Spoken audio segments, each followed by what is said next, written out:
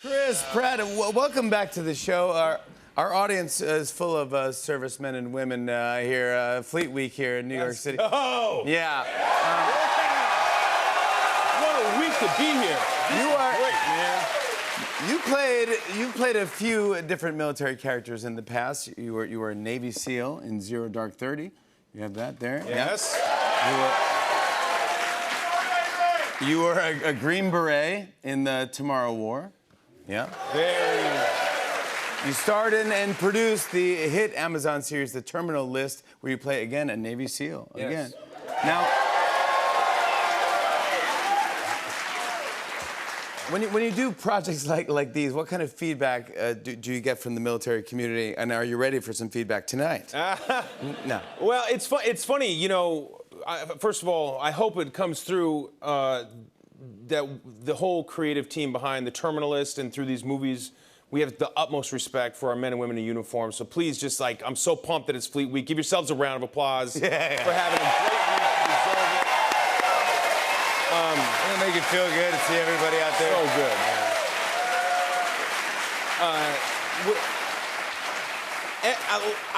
man. My hat is off to you. Everything I know about combat I learned from watching TV and watching movies, and so it was funny because my roommate, who's now my producing partner on The Terminal List, a former Navy SEAL, he used to pick things apart and he would see things that I just didn't know that I didn't know.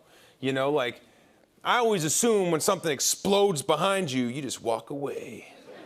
You don't even flinch. You know, everything I know is from watching it on screen. Rambo. So that's right, Rambo. Yeah, you just walk away. That's real. And so a big part of The Terminal List was to really take the time, and it was hiring this trifecta of former spec op, special operators to oversee all of the military action, to make sure that authenticity was the North Star. So a lot of the times the feedback that I'll get from, people in uniform is they'll say, thank you for caring enough to try to get it right. The little things that you and I might not notice, they notice when they watch these types of movies. And so it's always it feels like a pat on the back when I hear that from them. Besides just being a busy actor, you're also a very busy dad. Yeah. What's happened with the fam? How old is everybody now? 2? I've got an 11-year-old son, and then I've got a 3.5-year-old daughter and a 2-year-old daughter. We just celebrated 2. Come on. Oh, happy birthday. Thank you. Yeah, Eloise just turned 2.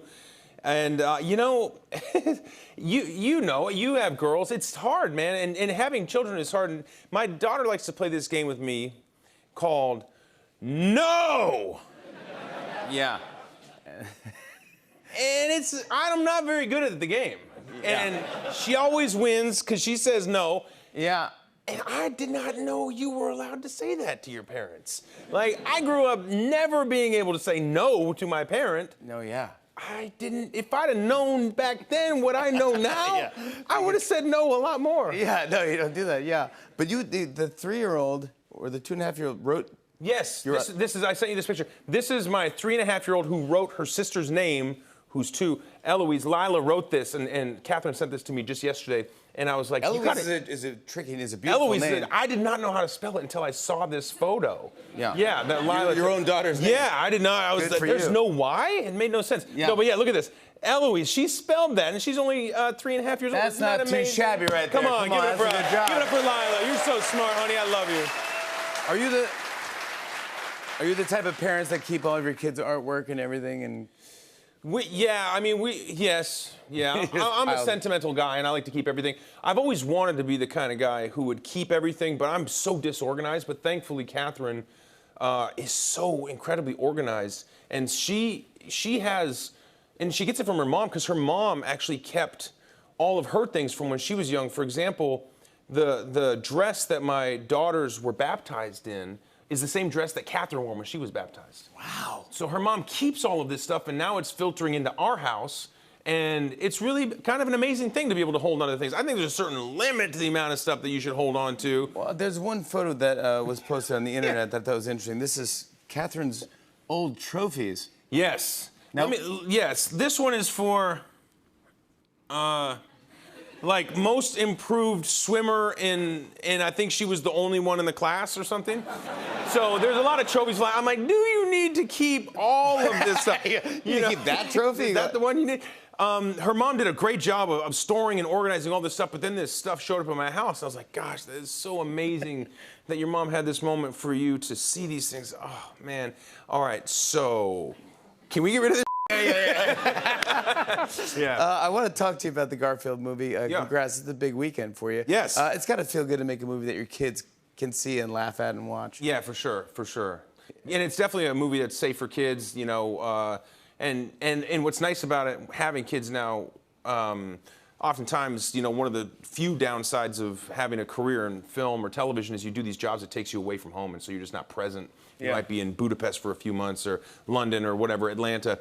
And so doing voiceover work is a really nice way to sleep in your own bed at night and to be doing a movie that is a movie that my kids can watch. It's really a real blessing for me as having young kids. Garfield, and this is your dad. This is Vic. That's, Vic, played by Samuel L. Jackson. Come on. Yeah, let's go. That's fantastic. Yeah. Samuel L. Jackson? I know. How dope is that? It's tough to get better than that. No, it's tough. You can't get better than that. So Samuel L. Jackson plays my dad, my biological father, because John, of course, is the adoptive father of Garfield. Yeah, of course, I know that. Yeah, of course. And yeah, so this is a bit of an origin canon. We find out where Garfield really came from, and this beautiful and pampered indoor cat is swept up on an epic outdoor adventure. And yeah, it's opening this weekend. But you have a big cast. Hannah Waddingham's on. Yeah, Hannah Waddingham. Nicholas Hoult. Nicholas Hoult. Cecily Strong. Cecily Strong is fantastic. Yeah, she's so funny. Snoop Dogg is in it. Snoop Dogg. Although I don't know if he remembers that he's in it, but he's in it. Yeah. That's okay. He's in it. Yeah, he plays a cat. Snoop Cat. Actually. Yeah, it's hilarious. Yeah, it's good. And yeah, we've got a really Ving Rhames is in it. It's a really cute, fun, and funny movie. I want to show everyone a clip. Here's Chris Pratt in the Garfield movie. Take a look at this. They say we jump the train from right here. Didn't I just say that? I've seen it on television a million times. We'll need 100 feet of rope. Rope. Yeah, okay. All right. And then, timing it just right, we swing over as the train passes by and land on top of the car. Boom. Or we can do this. Oh, jump, boy. Uh-oh.